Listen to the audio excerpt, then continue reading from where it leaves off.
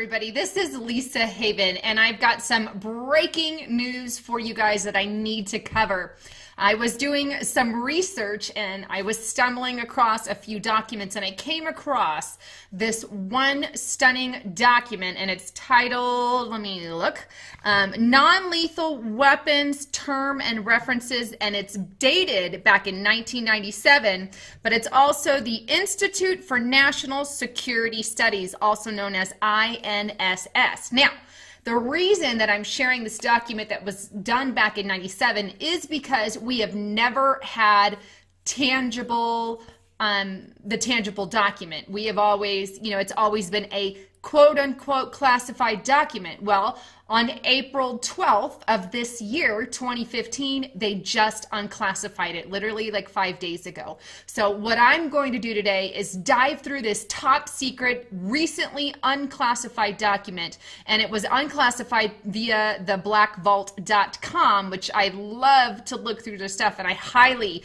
encourage you guys to check out the Black Vault because they're constantly releasing new documents on all sorts of stuff that they go through the Freedom of Information Act and get these things unclassified. Well, this is one that they just got unclassified, and you guys need to hear it. It's all about non-lethal, quote unquote, weapons that they can use internationally or domestically. They make it clear that these non-lethal weapons are for both.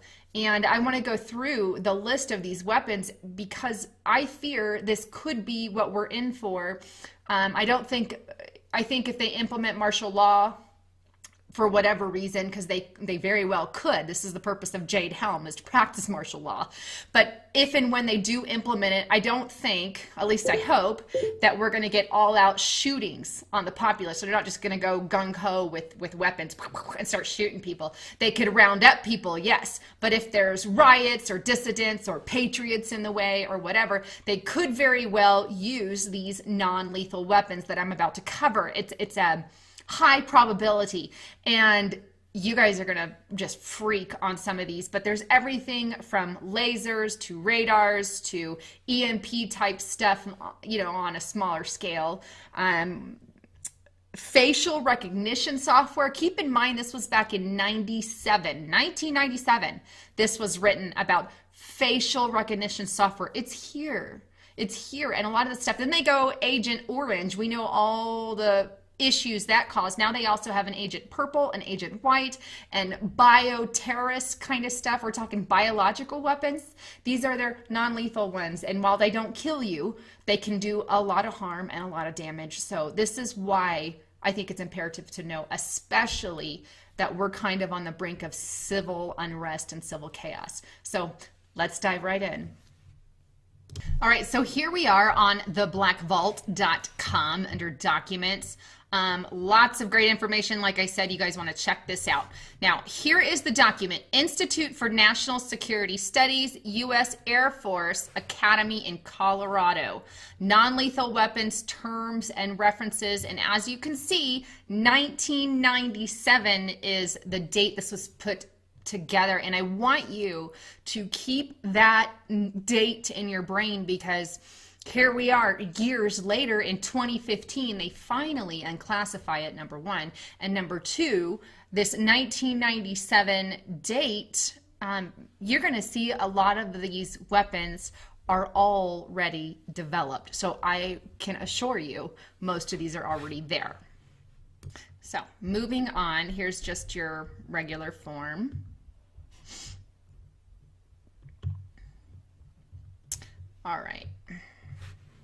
All right, so here's just a little bit about their primary sponsors, and as you can see, I'm not going to read through these, but it's a whole slew of stuff, everything from Army Environmental Policy Institute to U.S. Air Force. You've got a little bit of everything there, and then it furthermore goes on to state that their mission of this institute is to promote national security research for the Department of Defense. That is your DOD, meaning they work directly with the government, with the military. They also support the Air Force National Security Education Program, and its primary purpose is to promote research in the fields of interest to INSS sponsors. And it goes on to list a few of those sponsors, including international security policy. And it specifically lists, isn't this amazing, arms control. That's gun confiscation, that's disarmament. Obviously, that is an agenda that has been in the works for a long time. Air Force planning issues, regional security policy, conflict in the information age. It goes to list weapons on how to combat cyber activities, what we could see on the internet in the future. And funny how a lot of these are already implemented, which you're going to see. All right, moving on. Here is just a quick table or listings of the types of non-lethal weapons, and it ranges from everything from acoustics to barriers to biotechnicals to electromagnetics to markers to riot control agents. And they also have the different concepts of how lethal are they or how non-lethal are they, and here is your concepts here. But we're going to dive through a lot of those. There's some pages on that, but let me show you this first. And this is just in their, where was I? Summary of the entire ordeal. Here it is. It is the opinion right here of the editor and most of the contributors to this paper that when non-lethal weapons are ready for wide-scale application, this will signal a development as a significant in magnitude as the emergence of gunpowder-based firearms during the European Renaissance. In other words, this is a pretty imperative breakthrough. Just as the firearm gave the ability for distance killing that destroyed a Western band existing since the time of the Iliad, the introduction of non-lethals may allow for tailored employment of political military force and challenge the accepted definition of warfare. It goes on to state that the most important near-term application of non-lethal technology appears to be in the areas such as operations in failed states as a counter to the non-Western form of warfare that is emerging globally, as a defense against the specter of further terrorist assaults on our homeland. And we know the definition of terrorist according to the right-wing extremist document put up by Diana Napolitano that targets patriots, conservatives, Christians, Catholics, anybody on the right side of the fence, so to speak. But it goes on to say that it also expands on that. It says, and as a means of responding to civil unrest in many of our inner cities. So it is clear this is not only for defense, internationally, in war, in but not just to be used in war, but to be used domestically in the event of civil unrest, in the event of martial law, in the event of crowd control, anything like that. Now let's get into the meat. Here's our first one, acoustics. They've got a ton of listed things here, and I encourage you guys to come back. But we are first on page number 2, so you have a reference. But acoustic beam, here's one example of a non-lethal weapon. High power, very low frequency beam emitted from weaponry under development, envisioned to be a piston-driven or detonation-driven pulsar which forces compressed air into tubes to generate a low-frequency wave. Here's another one, acoustic black wave projector, energy generation from a pulsed laser that will project a hot, high pressure plasma in the air in front of a target. It creates a blast wave with variable but controlled effects on hardware and troops. So those are basically your directed energy waves, and it doesn't list the effects on people, but I would assume they're pretty serious. Now, in case you don't or aren't familiar with acoustics real quick, those are basically sound waves, ultrasound waves, infrasound waves, vibrations. They're different types of attack using waves or sounds, as you can kind of tell here. But here's another one, acoustic bullets, high-powered, very low-frequency waves emitted from 1 to 2 meter antenna dishes. Results in blunt object trauma from waves generated in front of the target. Effects range from discomfort to even death. Interesting, non-lethal, but obviously can lead to death. Here are some more. And this one's interesting, the acoustic curdle unit, a device which is plugged into an HPS-1 sound system to produce a shrill, shrieking, blatting noise or blating noise. It is used to irritate and disperse rioters and had a decibel range just below that of a danger level to the human ear. Okay, in other words, it could very well impact or hurt your ear. I think it could cause major permanent damage. It is used in night operations to produce a voodoo effect and effectively break up chanting, singing, and clapping. So if you go to a protest for whatever reason, be prepared with heavy duty something. I don't know. And I don't even know if that will protect against it, because this sucker is done through waves and radio waves, but it's a very high decibel sound. And they have used this in the past, even in other countries.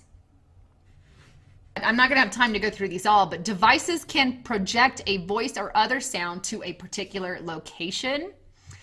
Here's another. Acoustic high intensity sound. This is a big one. Loud music was used by American forces to drive Manuel Norwegian from the Vatican Embassy in Panama. Basically, this is another form of that. One with infrasound, very low frequency sound which can travel long distance and penetrate most buildings and vehicles. This is sounds that they can send inside your cars. Long wave sound creates biophysical effects, including nausea, loss of bowels, disorientation, vomiting, potential internal organ damage, or death. For non-lethal, it can cause death.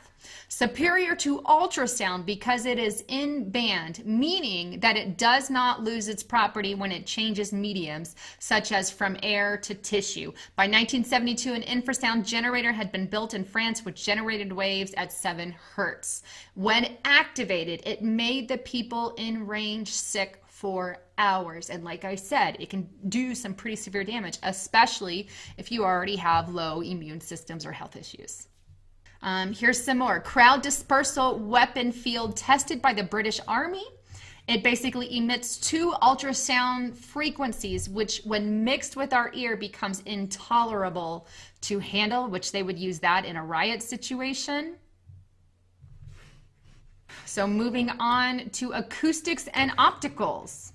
Here's an interesting one here. Acoustic and optical diversionary device, a hand-thrown device which emits a loud bang and dazzling light when ignited. The device is designed to create a sensory overload, which temporarily causes confusion and inability to effectively respond to a tactical team's action, sometimes called your flash bang grenade. Here's something similar, a flash stick that they can attach to fences and whatnot. Here is another one, a crowd control device developed by British company in 1973. Keep in mind, folks, if these were developed in the mid to late 1900s, they are far more advanced now. But they use ultrasound and flashing infrared lights to penetrate even our closed human eyelids. So it wouldn't matter. It's basically, they can blind us with these lights even if your eyes are closed. Now here is our anti-lethals. Basically, these are technologies which provide counter-sniper, counter-mortar, anti-missile, and high-pressure weapon capability, advanced form of camouflage, and sensors which defeat lethal weapons are additional forms of this technology. Scrolling down a bit. Now here's another interesting one. The anti-lethal food bomb. Humanitarian use of non-lethal weapons place concentrated food pellets rather than anti-personal bomblets in a cluster bomb unit. And this is for the use of cities under siege on the verge of starvation. Pretty interesting there. Here's laser protection. Just things that protect against lasers. Moving on to this. Keep in mind, 1997, Anti-lethal sensory facial recognition technology, experimental information systems which recognize human facial features and compare them to databases of unwanted or wanted suspects. Great potential for apprehending terrorists in an airport, terminal, and criminals in large crowds. More advanced subdermal systems will be required as a follow-on to these systems as counter to criminals, non-state soldiers who surgically alter their facial features. So if we alter our facial features, they're developing for something on that. So in the event that patriots or whatever get targeted, we need to keep this in mind. They're already doing it. In 1997, they were talking about it, and here it is, plain as day. Moving on to anti-plant agents. Basically, your use of agents to destroy crops. That's kind of the idea behind it. Here is one anti-plant agent, and this one basically dries the leaf blade or sterilizes the soil. Here's an example that one used in Vietnam. Here is your anti-plant agent orange, agent purple, and agent white. You can pause if you want to read about some of those, but there's those as well. Now here we're on barriers. Now here you see your barrier, an airbag in the back seat.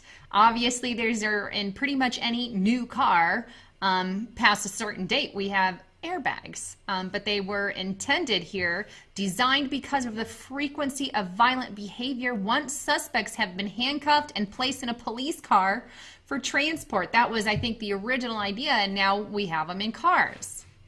Here is a barrier for basically your spikes in the road. We see those even domestically now in certain areas that they don't want you to get into. Scrolling down a little bit here. Here is another barrier at the top here. I'm emulsifier, a barrier emulsifier, but it even references that they can mix mutually insoluble liquids which can disper over something, and they're quoting the Vietnam War, but also they do it in tandem with clouding seating. Where have we heard that before? Here's your barrier fences. We know what those are.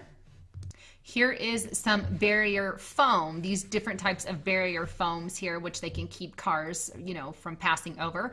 And then also, of course, our pepper spray. The ordinary suds of barrier foam can be enhanced with the addition of substances such as, and it lists basically your ingredients inside of pepper spray. And that's specifically for around crowd control, and they've already used that.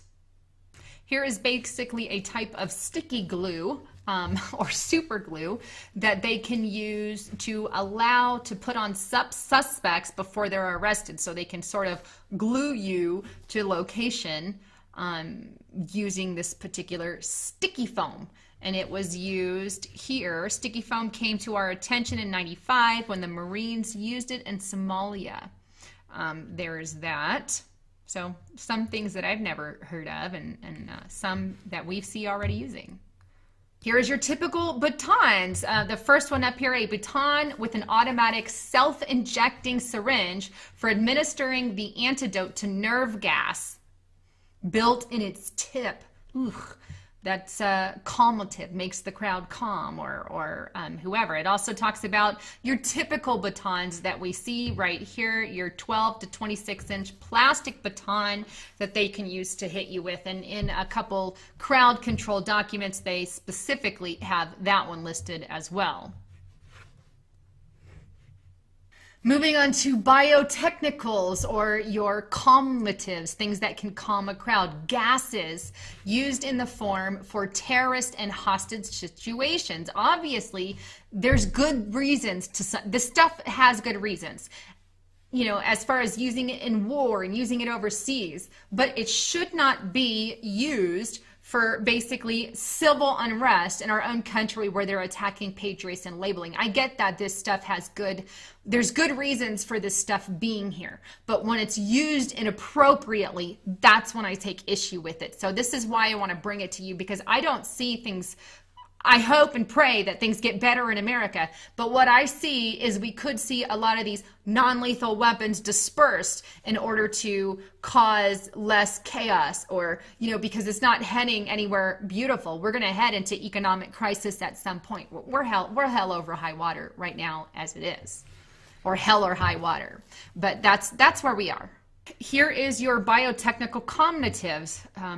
Agents which are sedatives or sleep-inducing drugs. It includes all of these. Several of them make ideal choices for this application when mixed with DMSO, which promotes absorption through the skin to quickly sedate the people who are contacted. So this is mass sedation, or sedation to a certain level. That's what that is. Here is biotechnical disease organism. This is great. Non-fatal diseases targeted toward troops and civilians, such as viral agents, were developed by Iraq to be used against Western forces during Gulf War, so as to create long-term disabling injuries.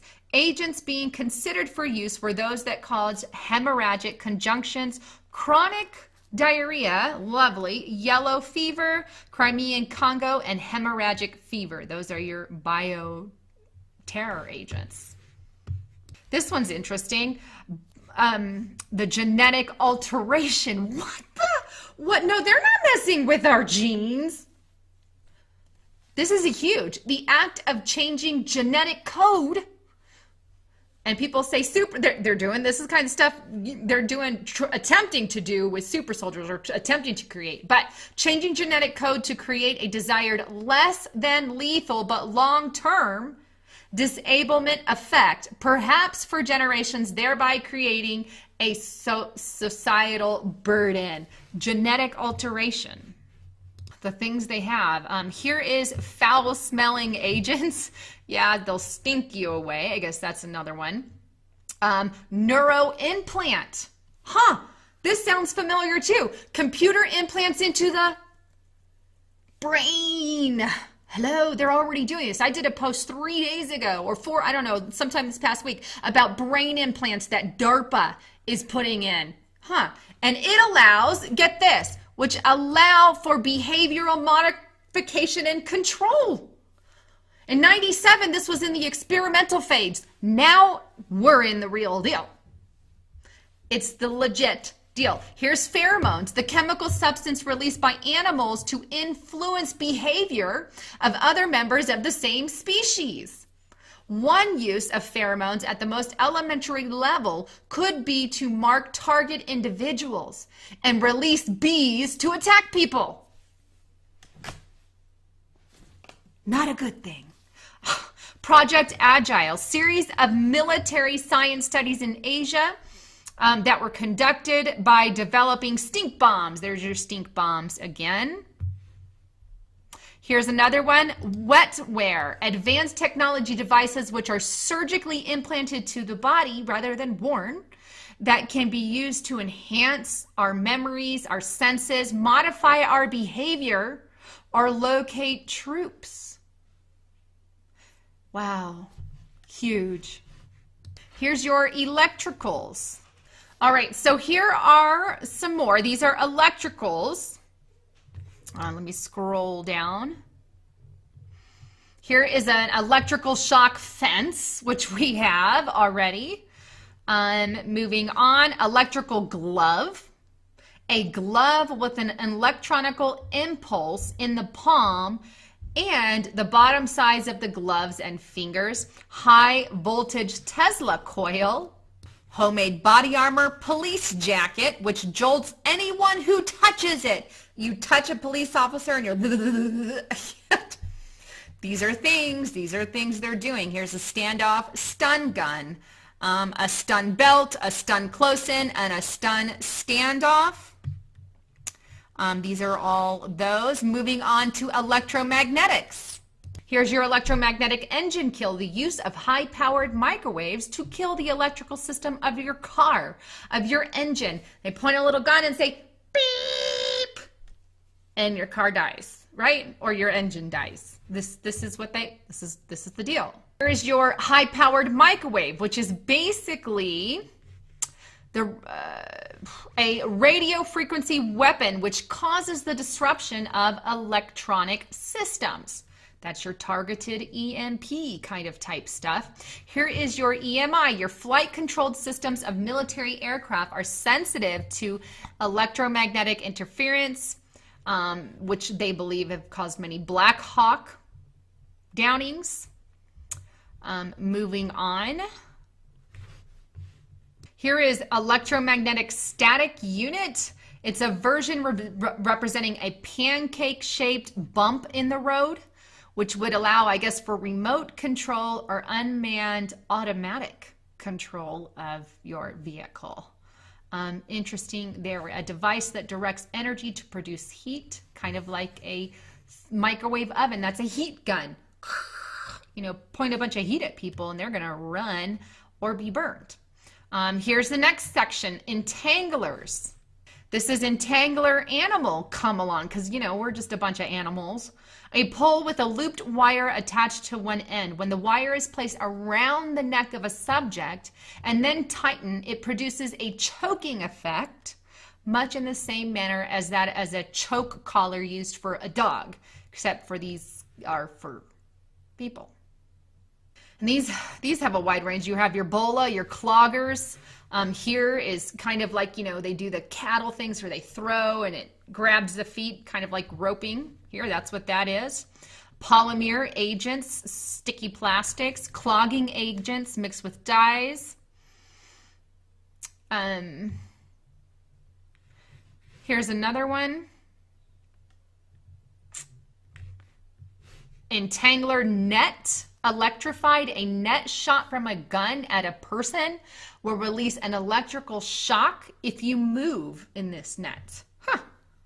Mine detonation fires, a net into the air which can land on a target.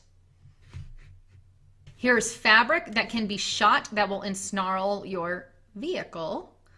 Interesting. And all of these are there's a lot. Here is holograms. Basically, they project an image that is like a ghost. Hologram used to scare an individual. And they give an example of a drug lord with a weak heart sees a ghost, a hologram. The projection of an image of an ancient god over an enemy capital. Wow, let's put an ancient god hologram, Project Bluebeam, yeah, okay, and make it seem God. Okay, let's simulate the coming of a god. That's what that kind of is saying there. Interesting. Interesting. And then how they can use it with soldiers. Then they go on to markers. You guys can pause and read that. There wasn't much there, but obscurance. These are basically things to obscure your vision from being able to see things. This is obscurant crazing. This is your high-powered, low-energy laser that can crack and distort glasses or any kind of glass, or you know, in your car glass or anything, making it hard to see. Here's a laser Aragon beam. They can aim it at windshields or airplanes, lots of down planes, that basically can break up and shatter the glass, making it hard to see. Inability of the human eye to focus light accurately. This is obscurant myopia. Here's your smoke colored and your smoke white. Here's more opticals. The combat assault weapon, the use of low energy laser weapon to your use of your low energy weapons or your high intensity strobe lights, basically to mess with the eyes or mess with view.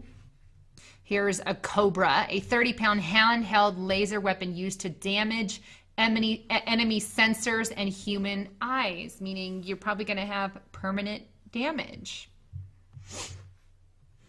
Crazy stuff. Here's another one, optical laser infrared. Laser which can heat the skin of a target to cause pain but not burn the skin. And I actually saw this one on a video once of them doing it to a bunch of people. Application against the hand of the suspect holding a knife or hostage, or they actually have the capability now to do it on a whole group of people. Here is a wave laser that can be mounted to a rifle. Interesting there, and obviously we have those. Here are the next section, projectiles, fabric sacks filled with lead shot weighing from 40 to 150 grams, designed to be fired from 12-gauge shotguns.